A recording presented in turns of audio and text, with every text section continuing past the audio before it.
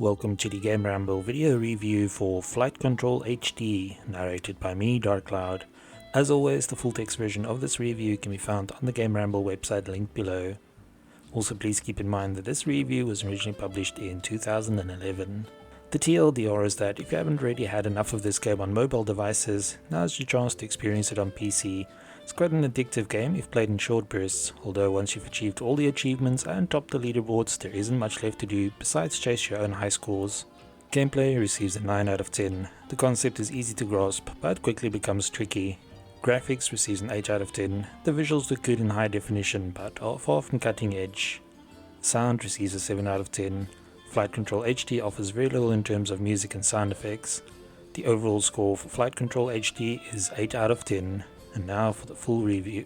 If you own an iPad or iOS device, chances are you have already heard of or even played Flight Control. This addictive little game places you in the shoes of an air traffic controller who has to guide a never-ending stream of aircraft to their color-coded landing spots. On mobile devices, this was accomplished by tracing guiding lines using your fingers and touchscreens, but for this PC version, you'll have to settle for mouse input. While this makes for a less visceral experience, there is still a lot of fun here, especially if you're a newcomer. The game might be called Flight Control HD now, but do not expect great visuals. Everything has been kept plain and simple so you can see exactly what's going on at all times. While it looks good at higher resolutions, the visuals still never rise above that of a flash game. This might scare off some people, but we found the visual style to be very nice, and it fits the light-hearted feel of the game perfectly. The game features a new stunt map where you can fly stunt planes through gates for extra points, but apart from the Steam exclusive level, everything else seemed to be lifted straight from the iPad game. You have a total of 9 levels that are unlocked sequentially by the number of planes you land successfully. Things start very easy but escalate quite quickly, and before you know it you have a screen full of planes all heading for a collision course unless you intervene quickly enough. The aircraft, which includes planes, jets and helicopters, will all enter the playing field from the edges of the screen. At this point you have to drag a line from them to the correct landing strip. Everything is color coded, but once you've connected an aircraft to its landing spot, it will turn white to indicate that it's been dealt with. To make things more challenging, the aircraft all move at different speeds, so you will often have to make corrections to specific flight paths to avoid collisions. The lines you have drawn remain on the screen, so you can see where they intersect and plan accordingly. You receive 1 point for each successful landing, but if the aircraft collides at any moment, it results in an instant game over screen. The game also throws a few curveballs at you, like changing wind directions, requiring you to switch runways, and emergency planes appearing with flight paths that you cannot alter. Once you have blue, red, yellow, green and orange planes all coming in from different directions and requiring guidance, it almost feels like spinning plates just to keep them in the air and away from each other. We found that whenever we guided planes along the edges of the screen, some other plane would appear at their exact location and cause a crash, which happened too quickly to avert.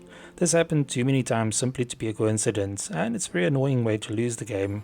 While avoiding the edges solves this problem, it also limits your playing area, making the game harder.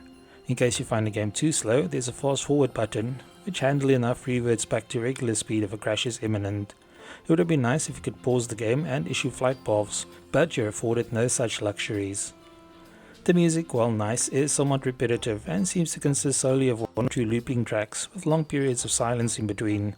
There's also very little in the way of sound effects, and apart from a warning siren to focus your attention on potential collisions, you are left in silence. We suppose this helps with the concentration, but at the very least a few more music tracks would have been nice. Speaking of things that could have been added, the PC version lacks any form of multiplayer, which is a strange omission as some other platforms have this. It also lacks some maps and features found in other versions, such as the day-night cycle and stormy weather conditions. You have a whole host of Steam achievements to aim for, as well as leaderboards, but it would have been nice to see more content updates to extend the game's longevity.